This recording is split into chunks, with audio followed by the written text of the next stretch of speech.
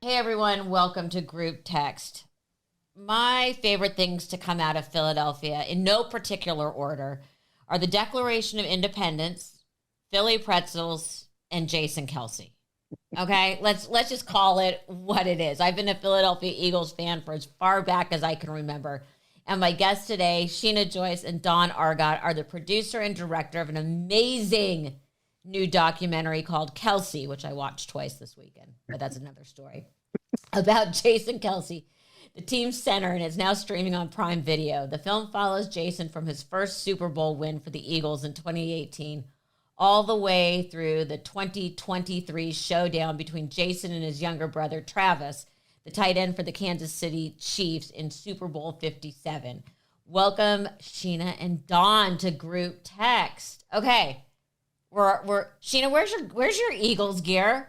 You know what's so funny? When I walked my daughter to school this morning in the rain, of course I had my Eagles hoodie on, because go birds. But it's hot in the house now, so I took it off. So I look unprepared. But it's a Philly thing. Know that I repped, of course. And when you pass someone on the street in Philadelphia and they see Eagles Go gear birds. on you, go birds. Go birds. It's like saying, "Hey, how are you?" Or "Have a good day." It's go birds. Go birds. I get it. Are you guys from Philadelphia? How did your Eagles love start? Great. Sheen, you start. Well, I'll start because I grew up in the suburbs of Philadelphia. Where? Delco. I'm a Delco. I'm like a mayor of Easttown. I grew up in Delco and was born into a bird's house. And so much so that when the Eagles had training camp at Westchester University, my dad would take my cousin and I up so we could watch Randall Cunningham practice. That's fun. I was about to say during the Randall Cunningham days. 100%. Who should have known? Who eats shrimp the night before the Super Bowl? For those of you who don't know, look it up. Dawn, what about you? I actually grew up in North Jersey, and my dad's a Jets fan. Yeah, we don't hold him I'm against him. sorry. We still love him. Exactly. Well, it's a different division, but I always hated the Giants growing up in Jersey, and didn't really have a team. I liked the Raiders because I liked the colors when I was young and angsty.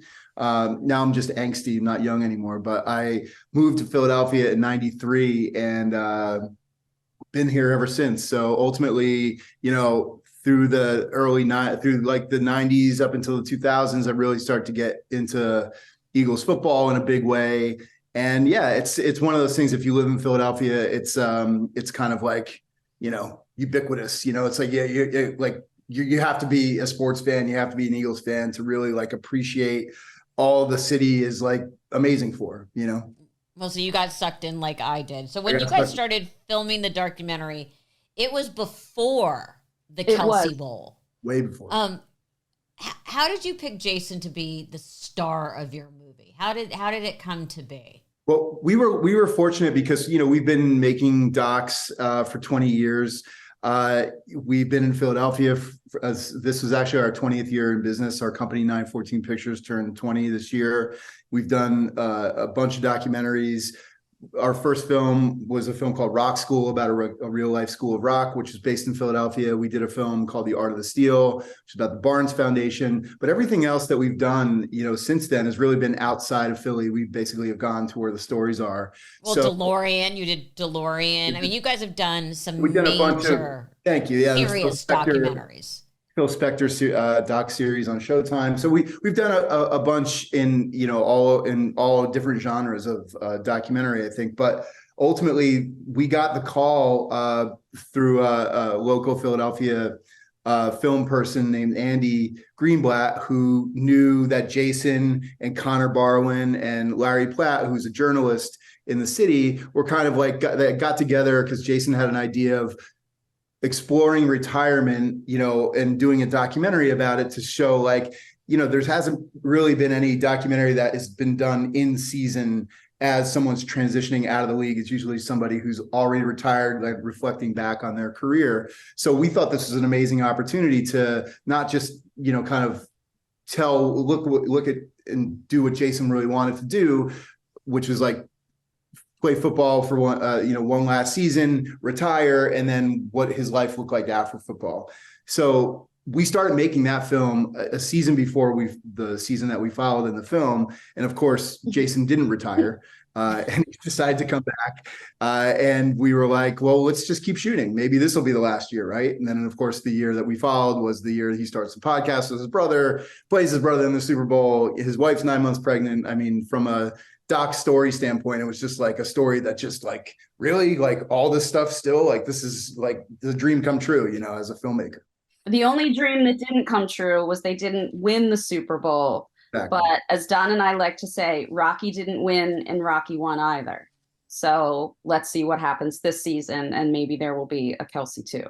Let's hope. But you had to look at each other as filmmakers and pinch yourselves and say, talk about the right place at the right time with the right people, which is insane what went on. It's insane. It really is. It was bonkers. And since, go ahead, Don. No, go ahead. I was going to say, since we had already been filming with the family for a year before the magical season started, we had earned their trust. So we had a lot of access, and we had already had a lot of footage with Kylie and the girls and his parents, Donna and Ed, and his brother, Travis. I mean, we had been shooting with everyone for a year. So by the time the Kelce Bowl and that magical season started, we already had a great foundation from which to build from. But it really was lightning in a bottle. And from a fan's perspective, it was very hard to walk that line between filmmaker and fan, because first of all, it's Jason Kelce. He's a goddamn hero, and they need to put a statue of this man up, somewhere in Philadelphia in the next 20 years. But it was magical from a fan's perspective. So it was a really exciting time. I mean, Don was at the Super Bowl sitting next to Kylie, who was 9 months pregnant and could have delivered at any moment. So we had to have plans in place for that too. I want to talk about Kylie for a minute, because one of the things they always talk about on the podcast is how she wants nothing to do with it. How did you win? First of all, how tall is she? She's got to be 6'1", 6'2". I think she's just 6 feet. She's a tall girl. She's an amazing athlete in her own.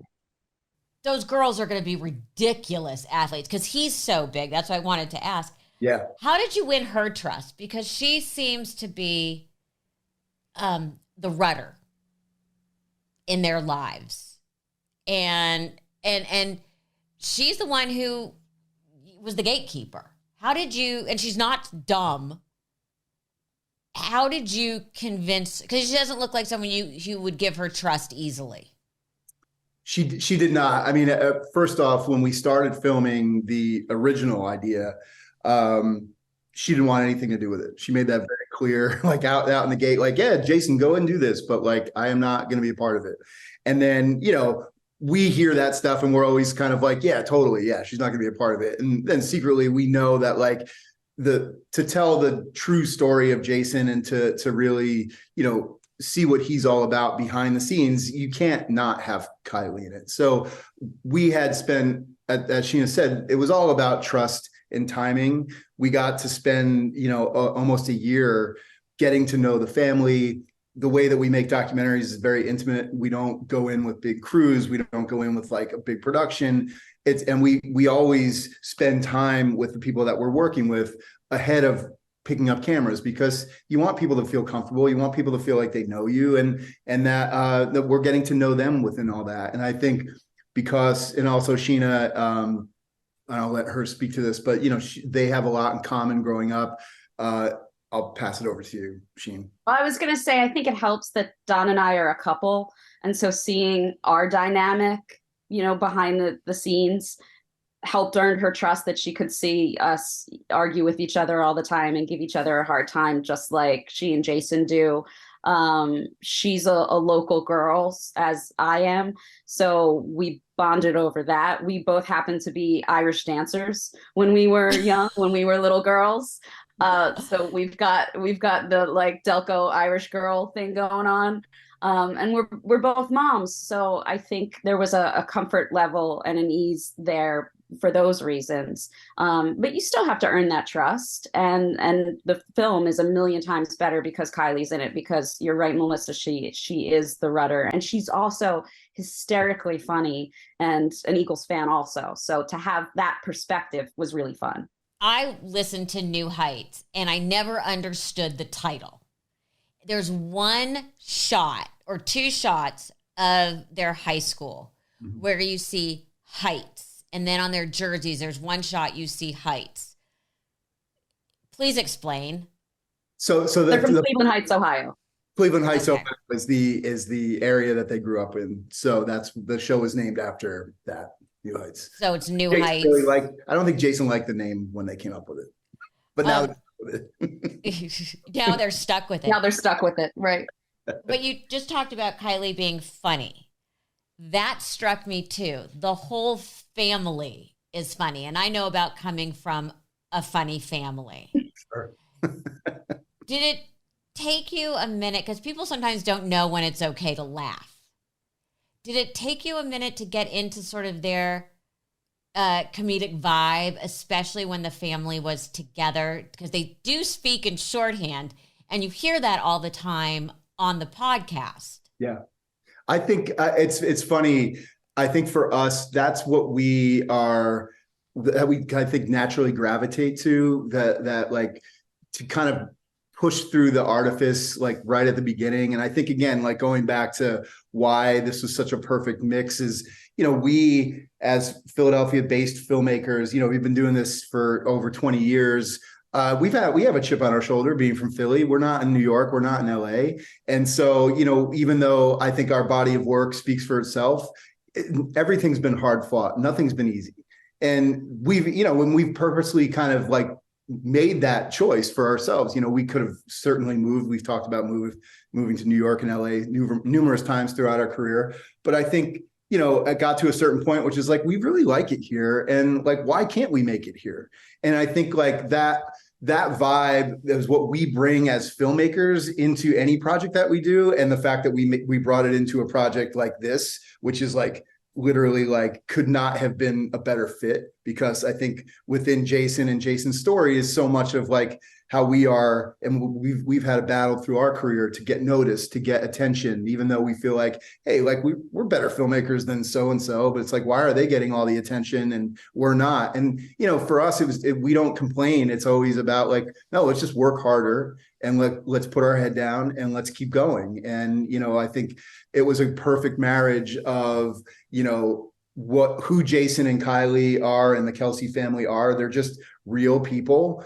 And I think we were able to capture who they truly are. And I think that's what, in their dynamic of being funny and Kylie rolling her eyes and, like that just it's so perfect. And like, you see that and you're like, oh my God, we have to get this on camera because it's gold, I was going to say, as Philadelphia fans, having a chip on our shoulder, as Don mentioned, we also all know someone that we can't watch a game with.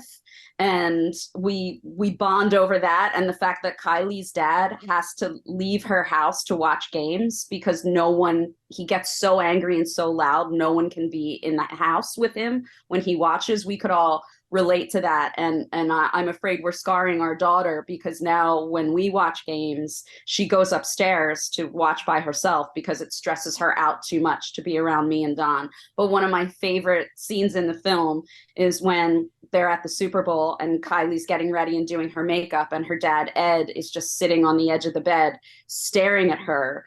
And then we keep holding, and he looks at his watch and then looks at her, and she's like, you've got to go. You've got to get out of here. You're stressing me out. It's that vibe that we all grew up with, and we all have that person in our family too. What's really interesting, what you just brought up about the chip on the shoulder, by the way, everyone who went to Penn has a chip on their shoulder as well, because we're sick of hearing we're not Harvard, Yale, or Princeton. So yep. I don't know if it's a Philly thing. It's not just a Philly thing. It's a encompassing Philly thing. Yeah. It's interesting that you brought that up though, because Jason feeds off that chip on his shoulder and buying into the whole Philly psyche. Travis doesn't have that chip. Nope. Because he doesn't live in Philly. And I think that's, you really see that the difference between them. Yeah, it's true. Jason is very, not serious, but has a lot. I don't want to insult Travis Kelce fans because he did carry my fantasy team last year. So Got to be careful. Got to be careful. Jason, I feel like, has a deeper emotional depth. Yes. And I don't know if that's from being the older brother and in some ways the protector. What did you find in their dynamic that you didn't expect? I think you nailed it. I think he has been the older brother. I think he also just began, again, because their dynamic is what it is. You know, Jason plays a position where he, in any other city, no one would even know who he was. You know what I mean? A center, you'd be hard pressed to find like people that know the center is for their team, like general people. You know, certainly hardcore sports fans would know, but because Jason is not a marquee kind of like flashy, offensive line, the person that gets all the attention is the quarterback, wide receivers, and running backs. When the play happens, that's where all the eyes are. So it's kind of by almost a little bit by design of their character is that, because Jason is more cerebral and probably, and somebody who is older, has got more wisdom because he's older, because he's coming to the tail end of his career. Travis is not there yet. The positions that they play make them who they are. And I think who they are just as like two brothers, we've seen this a million times in siblings. You have like the crazy older brother or the crazy younger brother and the older brother that's holding it down or whatever those dynamics are. It is interesting that they still get along so well because they're so different. But I think what makes them the same is the thing that I think everybody wants to find the secret sauce of is like, what did you do to these boys to make them so good that they want, they got them to the Super Bowl, more than once. And the reality is, I think the answer is if you support your kids, if you're there for them, if you believe in them, that's all they need. Really. And I think they also need an abundance of talent. Well, sure. I support my son and I love him and I do all this, but he ain't going to the NFL. But it doesn't matter what he might get into. He could be the best at, even if he's not going to the NFL. And I think there is no secret sauce. When you're a parent, you do the things that you do for your kids because you want their lives to be better than yours. And, you're there to support and believe. And I think they have both inherently have that in their DNA. And the fact that Jason and Travis playing in the Super Bowl, talk about not having like archetypical, like, the younger brother that wants to beat the older, like they were pissed that they kind of had to play each other. They were bummed out because they knew that somebody was going to be a loser at the end and that nobody wanted to have to deal with that. And that's what's so, I think, beautiful about the film is it's really not about like, oh, I've always wanted to beat my younger brother or my older brother. It's not any of that stuff. And I think that's what makes the film, part of which makes the film special. And you can see his parents are watching the Kansas City game and they win. The first thing that Donna says is, oh shit, because she knows what's coming. But you just struck on something that I wanted to talk about. It's about family. It's not about football. Absolutely. Which I think is a reason even non-football fans should watch this because it really is about a family dynamic going even back to the parents. It wasn't a happy home. I think Donna and Ed did the best they could to make it a happy home, but it was clear to the boys that his parents weren't a couple in the sense that other parents are. They had almost a working relationship rather than a husband and wife relationship. And they did stay together for the boys. And they don't like to say that it was a sacrifice. But I know it was hard on them individually to work through that. They would not like to say that it was a sacrifice, but it was clear it was a challenge for them as individuals. And they still, clearly work together to support their boys. They were both at Saturday Night Live when Travis hosted and Jason guested in those couple of scenes. And, they're just dedicated parents, but it was not without its challenges. you got to something that I'm just trying not to I have 4 pages of notes here. Not that I enjoyed it. We got nothing going on the rest of the day. So you bring up Saturday Night Live. It highlights the difference between the lives of the 2 brothers. You know, Travis is running around being Travis, Saturday Night Live, this, that, and the other, maybe dating Taylor Swift, the whole thing, which is hilarious. That I just wish I had seen those big hands making a little friendship bracelet. And then you have Jason at home, who looks at his daughters, first of all, the fact that he's a girl dad, and is thinking he's got to be making bracelets, but he's also going to have to learn how to braid hair. Mm-hmm. And it's a very funny dichotomy of the personalities. Absolutely. Which the public responds to both in the sense of they see these 2 men as individuals, yet so much of their story, especially in the Super Bowl, was about the relationship. How did you keep the 2, not let so much bleed between the 2 stories, because it was an A story and a B story? Yeah.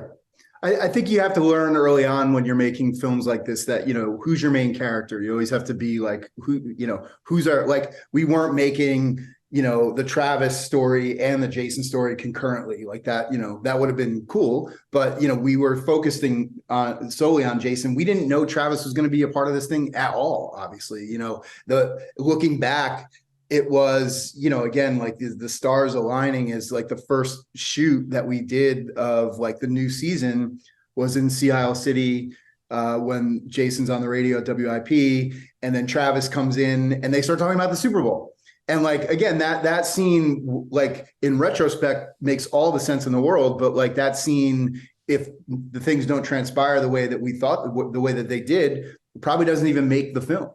Because so we had the makings of this the whole time, really. And we just didn't know it until later in the season where things started to crystallize and like, oh my God, there's a chance that like they're going to play each other in the Super Bowl.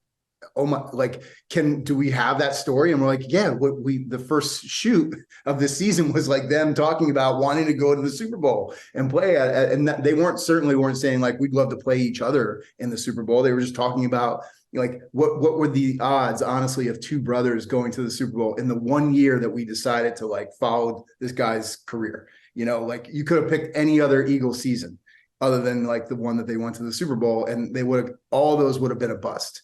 The season before this, had he retired, they went 9-8. That would have been a crappy ending to a movie like this. So, we were just so lucky. And, that's just the beauty and the terror of making a documentary, is that the unknown. Yeah. And another example is if Travis had not missed his flight to his graduation, we wouldn't have gotten that great scene when Jason is trying to start his non-GMO garden, and Travis is giving him a hard time about that. Travis wasn't even supposed to be there that weekend, but he missed his flight to his college graduation, which his mother was finally going to see one of her boys in a cap and gown. And so he just... But I love also that Jason says 12 years. 12 years. Well, I love that. You're a 12th year senior. But Travis's response is perfect, though, and says, I was a criminal justice major. You can't skate out in 5 years, Jason. That's the best answer. That 5 years, right? So if Travis hadn't missed that flight, he wouldn't have decided to then fly to Philly and be with his family, and we wouldn't have gotten that great scene, which shows so much of their dynamic in those little moments. So the documentary gods really were smiling on us for this project. One of the little scenes that I don't know if everybody got what I got out of it is you go from Saturday Night Live to Jason taking out the garbage and going to the hospital. And it's one of those little denouements that you see that you guys captured. And it just thinking about it threw me back into, there's also a fascinating moment where they're talking about being able to compartmentalize. And Travis is saying, oh, you can just focus and do this and do that. And you could see the thought bubble over Jason's head saying, good luck once you're a parent. Mm-hmm. Mm-hmm. And I love, though, Travis was really giving Jason advice. Yeah. And it was such, you know, the documentary is filled with these lovely little touches that I don't think people expect. Yeah. Why do you think it is? And is it that humanity? Why did Jason become famous? Why did he become the heart of Philly? Because like you said in the beginning, people don't know, you know, the center. I think people more than anything like gravitate towards honesty and authenticity. Stuff like that is a little bit in short supply sometimes. And I think when you see it for real, it hits people, it resonates, especially in a town like Philadelphia, which is so no bullshit. And people see through all that stuff very quickly. You can't fake it. You can't fake it in Philly. You can't, and not just Philly, but, you know, and specifically talking about this, like they're the people that go in there and try to like, you know, showboat themselves through and like think that that's going to ingratiate themselves to a fan base. Like this fan base values people that work really hard, that believe, that like care about what they do, and that also love the city, that loves them. Those are the three things I think that like every sports figure that has made it in Philly, Bryce Harper, Jason Kelce, Chase Utley. I mean, the list goes on, but these are people that are not from here, that come into the city and get completely embraced. And when they embrace back, it's like, they'll never let go. Yeah, it's hard work and heart. And when you look at that Super Bowl parade speech that Jason gives, and he's dressed like a mummer, which explain to people what a mummer is, because so many people, even my boyfriend, was like, what is this? Why is he dressed like a character from Aladdin? It's super bonkers to describe, but it is a New Year's Day Philadelphia tradition that started, I don't know, 100 and some years ago. That is no lie, a group of blue collar, mostly guys. Mummers are a bunch of blue collar guys. A bunch of blue collar guys that get together and parade in spangles and feathers. And form a string band and play music and parade up Broad Street, Philadelphia's main drag. And it's not a gay pride parade. They take it very, very seriously. They work on it all year long, like these costumes. Oh, yeah. Like, they compete for prizes, and it's just this bizarre Philly New Year's Day tradition. Did Jason catch the attention of the Philly fans when he started with the Hungry Dogs Run Faster and wearing the German Shepherd mask? I think that season was just the underdog season where we won the Super Bowl.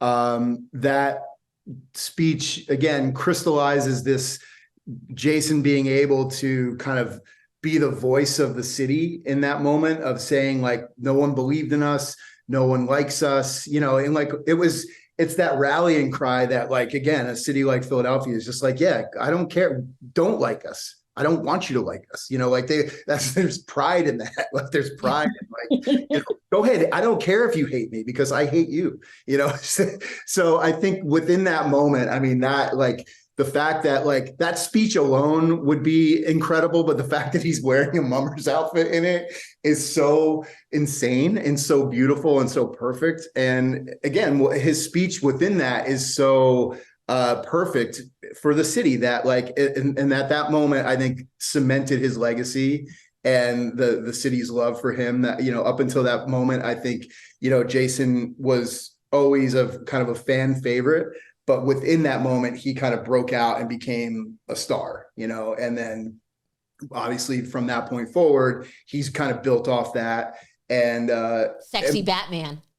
Exactly. Like, and that's the thing. He like, you know, throughout the past couple of years, he's so comfortable being himself And I think like that's what makes people love him even that much more. I think with the podcast, they were worried, and he says in the doc, like, I don't know, like it was just one of the many things they were trying out to see if, you know, what he was going to be into potentially post retirement. But I think one of the reasons it's so good is that because he's so himself, you know, it's exactly him. He's not playing a part. He's not playing a role. It's like, that's who he is. And he's so comfortable being that. And I think the more that he is honest, the more people love him for it. You bring up the original idea behind the documentary, which is following him into retirement. He talks a lot about, or not a lot, he talks about CTE and how scary that is. Mm-hmm. Were you surprised that he addressed it? Yes. Yeah, I was. And again, nothing in this film was like fabricated or like, oh, you know, let's talk about CTE. That scene that's in the film, we actually, after the Damar Hamlin incident, I was like, hey, can we get together and maybe you and Connor talk about where you're at with the season? You know, just kind of, you know, you have to give some kind of like, you don't just show up like in the bushes and be like, hey, something's going on over here. You know, there's some setup that goes into it, but you know, but that was all. It was like, it was more, I thought it was such a kind of pivotal moment in the NFL of someone that like looked very dire that they weren't going to make it. And obviously the attention that got rattled a lot of players. And I thought that we thought that was actually going to be a storyline in the film and kind of address the Damar Hamlin thing. But we didn't really need to, because where the conversation went naturally was, you know, again, Jason being like, as you said before, like very like cerebral and, you know, he's very, you know, he thinks deeply about things. And that was brought up like kind of unprompted. And I was blown away by how honest he was. I mean, there's not many people that would admit to that, you know, because especially in this day and age with the internet, like everybody's got an opinion about everybody else's thoughts about something. It's just like, well, what do you care? You know what I mean? Like, it's his life. That's how he wants to live it. And if he honestly says like, hey, if when I turn a certain age, you know, I'm going to, you know, start losing all these things, you know, then I have to say that it was worth it. And I think you have to live your life like that. Otherwise, you wouldn't do anything, you know, because there is no guarantee that, you know, you're going to have a long life. And there is no guarantee that, you know, that by playing it safe, that everything's going to work out because of that. You know, you got to take chances, you got to take risks, and it's his life to live. Let's get onto a lighter note, because that is there are some darker moments, and that definitely stood out to me. We got a little bit of a peek behind the curtain of what actually goes on behind the scenes at Super Bowl. And it was so fun being able to watch how they shoot all the player openings and all those different kinds of things.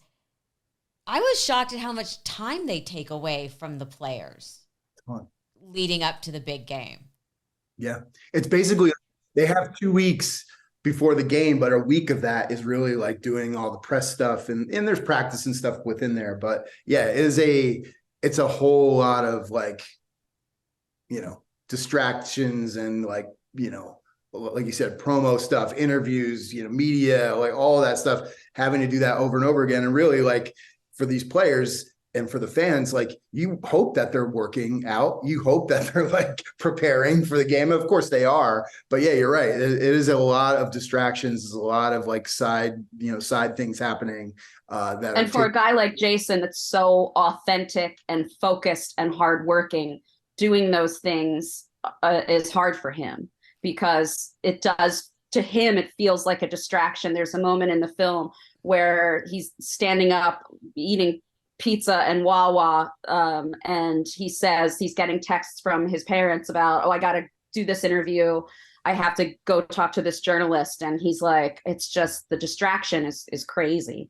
I think a lot of other people are also surprised to learn that players have to buy their own tickets to the Super Bowl. And we get to see $50,000. And you're allowed to see. Are they at least good seats? They were good seats. They're good seats. You know. But I love how real that moment is when Kylie talks about, are we really going to spend $4,000 for our daughter who isn't even going to sit in a seat to watch her dad play a game. And then she comes by in her little shopping cart with her baby doll inside and says, baby wants to go to the Super Bowl too. Donna became the star of the Super Bowl. Mm-hmm. I would think that added so much pressure. I hate to call them the boys because they're men. To that whole, it was about to all boil over. And going back to compartmentalizing, and Jason had to do it too. And again, the whole older brother thing, how did they get behind the scenes, handle all of this with their mom? I think it was, I think like, as they say later in the film, post Super Bowl, that was such an amazing moment for both of them, because it's basically for them, all of America getting to know how amazing their parents were, and their parents getting to, and Donna, and, Donna got all the attention, but Ed was there too. And, I think that was such a beautiful thing for them to share in, have that share experience, to say like, hey, like, we can't root for each other in this moment, kind of, but we can root for our parents. We can root for our mom getting out there, getting all the attention that she deserves, for all the work that she's put in to, get us where we are. And obviously I don't want Ed to get lost in that too, but, I think that's how they, I don't know this for sure, but I think that's one of the things that was like a commonality thing that they had to kind of like, root for together, because they're not going to be like, oh, I hope Patrick Mahomes has a great game. Hope Jalen Hurts has a great. No, like they're still competitors. They, at the end of the day, they both wanted to win that Super Bowl, no question. But within that, there's so much complication of like, yeah, well, somebody isn't going to win, and what's that going to be? So it's either going to be you, Travis, and you're going to have to go, be upset, or it's going to be you, Jason, and you're going to have to. But like, they could both go look back on it and say like, amazing that mom and dad got the attention that they deserved within this moment too. And I don't want to give everything away, because we all, have seen the moment where Jason is crying in his mother's arms, but you show a very expanded version. Yes. Which has some amazing moments of mother and son and brothers and birth order, the whole thing. I don't want to give that away.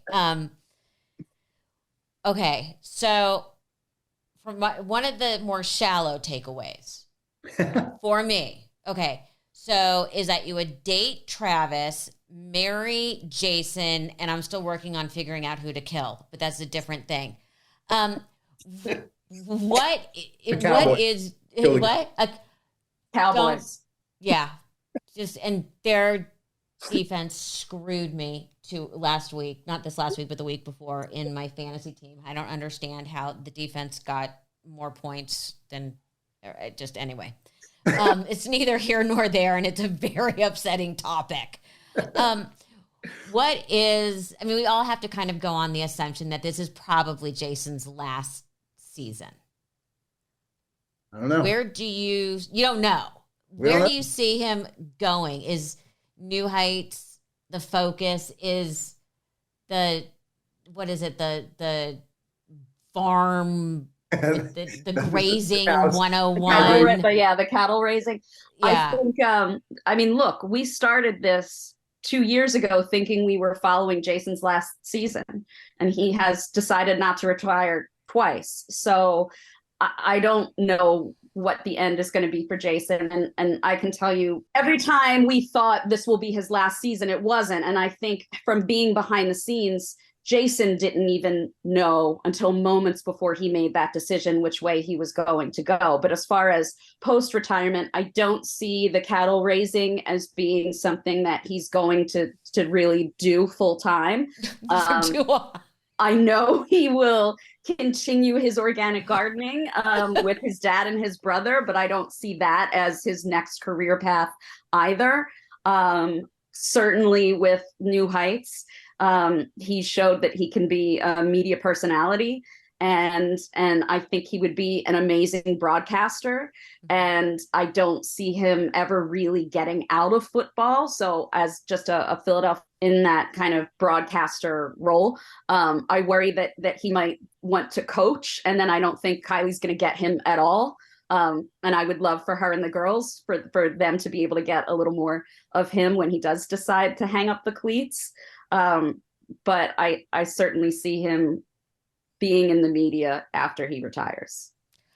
Yeah. I think my gut says Kylie's going to make the final decision. Likely. Kylie's going to say, and scene. Right. You know what I mean? Well, you can see she's close to that in the film at several moments, that she never wants to be the one to tell Jason, this is it. But there's certainly tension after she has, their third daughter, Bennett, and she's got a newborn, and he's going to SNL, and he's missing, his daughter Elliot's second birthday, and he's still running around with Travis. There's certainly tension there. And I know that weighs heavily on Jason. What are you working on next? Not that there's life beyond this. No, this doesn't stop for us. And I noticed, by the way, my nails are still green. I might not have my Eagles gear on right now, but I do have my green mani-pedi. My troll lives on my night table during season. And then very often he lives in my closet sometimes, like on the island. And everyone makes fun of him but me. And I hold his little hands when we're in the red zone. So what is next? What is that? Well, you can't say we're not diverse. So our next project is a Harry Hamlin cooking show for IFC channel. So we're because why not? Why not?